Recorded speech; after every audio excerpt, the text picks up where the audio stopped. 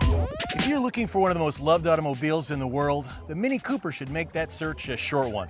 And Amanda, the 2012 Mini Cooper Roadster may earn even more love and affection. It's a car that adds a touch of romance to the driving experience. Yes, we already have the Cooper convertible, but that's a four-seater. The Cooper Roadster is just a table for two. Other than the soft top, the equipment lineup on the Roadster is nearly identical to what you'd get with the Cooper hardtop. Speaking of the top, the Roadster's is manual, whereas the Cooper convertible's is powered. There's no half-open position either, but at least it has a glass rear window. You get to choose from 3 trim levels on the Cooper Roadster: Base, S, and John Cooper Works. Customizing this 2-seater is fun and easy as long as you don't mind waiting to drive the car. And according to Mini, you can personalize it up to 10 million different ways. On the other hand, the standard interior of the Roadster is a mix of ups and downs. I really like this big center-mounted speedometer. I think it's a really cool feature, and I think that it also matches the Mini's personality perfectly. Yeah, and the driving position is dead on. The seats are upright and comfortable, and the pedals and steering wheel are placed just right. On the downside, the quality of cabin materials is average, and the controls are scattered around. Mini also uses these toggle switches that are pretty hard to get used to.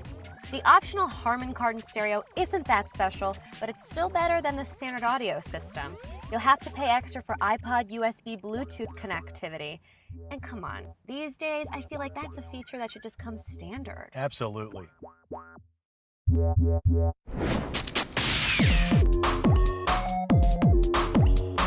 There's one thing you won't find us complaining about, and that's how the Cooper Roadster drives.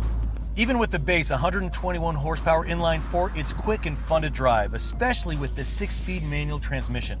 An optional 6-speed automatic is available too. Step up to the turbocharged S Roadster and you'll get an additional 60 horsepower that you can really feel. If you want even more juice, choose the 208 horsepower John Cooper Works version. It's only available with the 6-speed manual, but really, who'd want an automatic anyways? The Cooper Roadster has lightning-fast reflexes, sure-footed front-wheel drive, and it corners like it's on rails. There's a sports suspension option, but honestly, we'd pass on it. The standard suspension is great and not as harsh over the bumps. Fuel economy is great on the base Roadster and slightly less in the more powerful John Cooper Works version. Safety features include stability control, 4-wheel ABS, and 4 airbags. You'll like the Cooper Roadster's affordability too. The base model has an MSRP of just under $25,000. The S adds a few thousand, and the John Cooper Works is about 10 grand more, before options. The powertrain warranty is BMW's 4-year, 50,000-mile plan. We think the Roadster has 2 close competitors.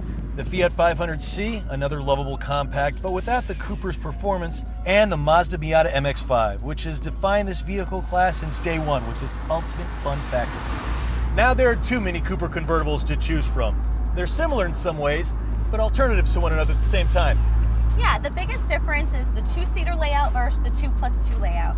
But if you're the romantic type, chances are you'll go with the Roadster. So you can drive a car you love with someone you love.